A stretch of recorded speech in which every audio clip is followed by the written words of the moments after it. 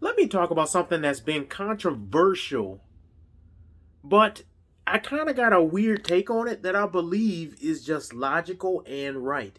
And that is men exploring their options, okay?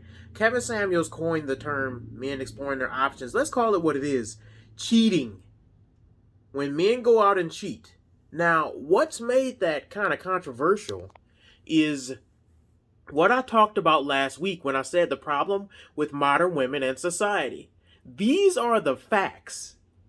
If a woman is choosing the top 2% men, they're choosing the man that's not only making six figures, he's 6 foot tall, he has six-pack abs, he dresses nice, smell good, know how to talk, do all these tricks in the bedroom, right? They choose a man like that. If you choose a man like that, the chances that he will cheat on you are astronomically higher because he's sought after by 80% of women. You can go back and watch my video. Is that most of the modern women today are choosing men based on the grounds of they can make that six figures and they're 6 feet tall. If we just keep it at that, we're cutting the amount of available men from 100% to like 2%. So, what happens when that happens?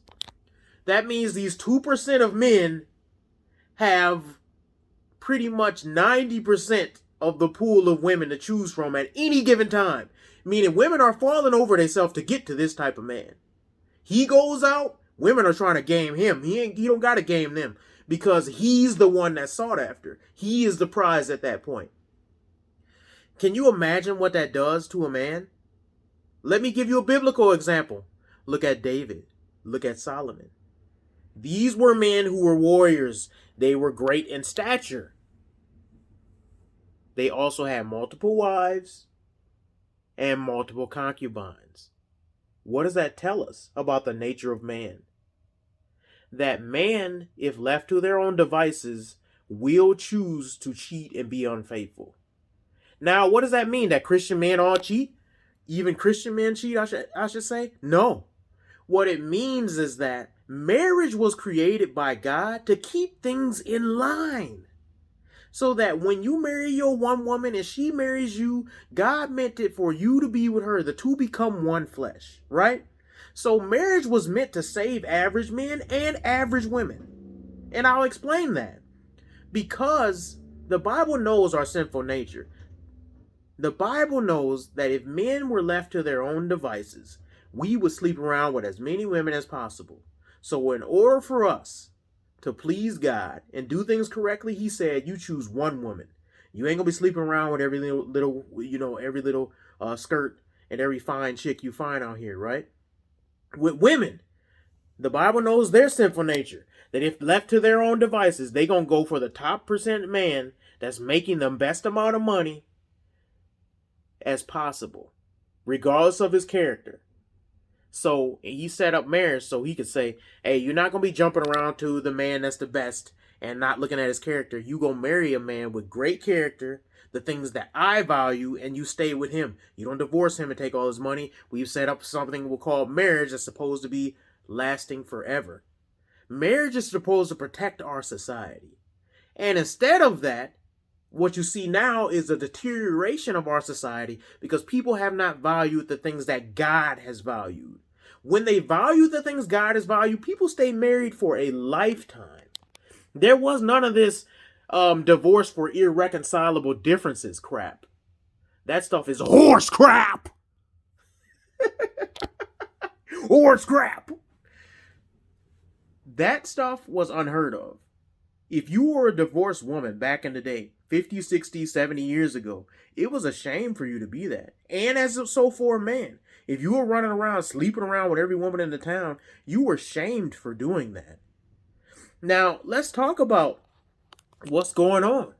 If you go to my previous videos, you'll see that I am a fan of a lot of these shows, but that doesn't mean I agree with everything they say. Is it right for a man who is even in say there's a Christian man and he's a millionaire and he's good looking and he's 6'2" and he dresses nice and all those things, should he be able to exercise his options? Should he be able to have concubines and step out on his wife? Absolutely not.